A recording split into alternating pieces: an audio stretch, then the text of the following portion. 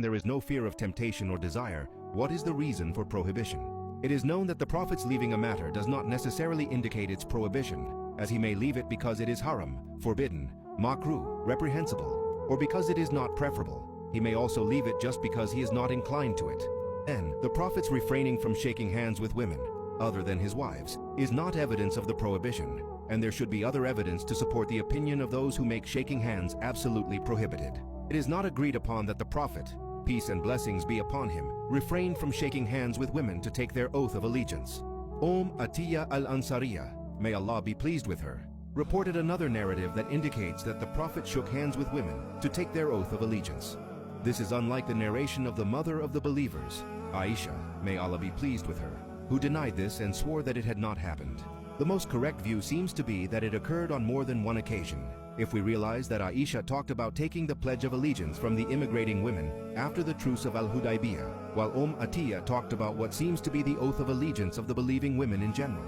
I mean to clarify that the evidence of those who are of the opinion that shaking hands with women is prohibited is not agreed upon, as is thought by those who do not resort to the original sources.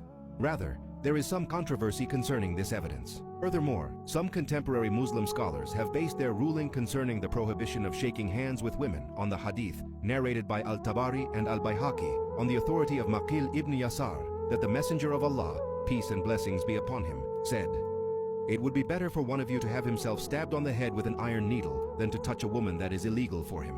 Here the following should be noted. The scholars and imams of hadith have not declared the authenticity of this hadith.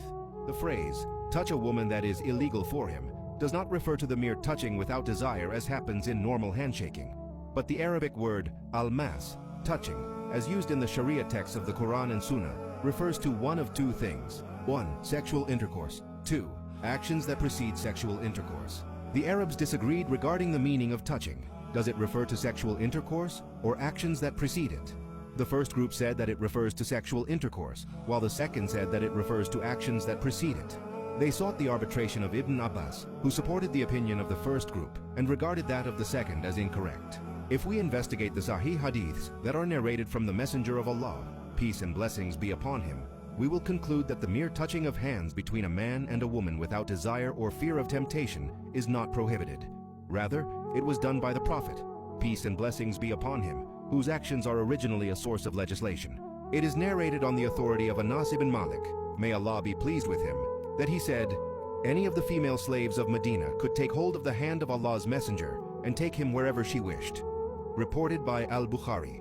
Furthermore, it is reported in the two Sahihs that Anas ibn Malik, may Allah be pleased with him, said, "The Prophet, peace and blessings be upon him, used to visit Hiram bint Milhan, who would offer him meals.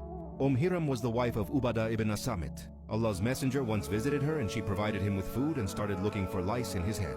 Then Allah's messenger slept, putting his head in her lap.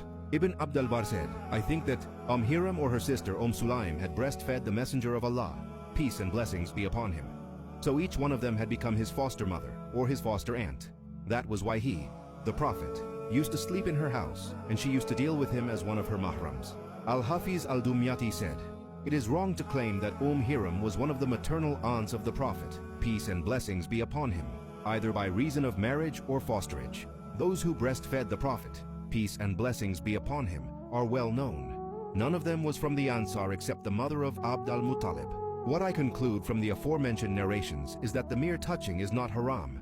So, if there exist reasons for mixing as that between the Prophet, peace and blessings be upon him, and Hiram and Sulaim, and there is no fear of fitna, then there is nothing wrong with shaking hands when there is a need for it. Finally, I would like to ascertain 2 points. First, shaking hands between males and females who are not mahrams is only permissible when there is no desire or fear of fitna. Second, handshaking between males and females who are not mahrams should be restricted to necessary situations.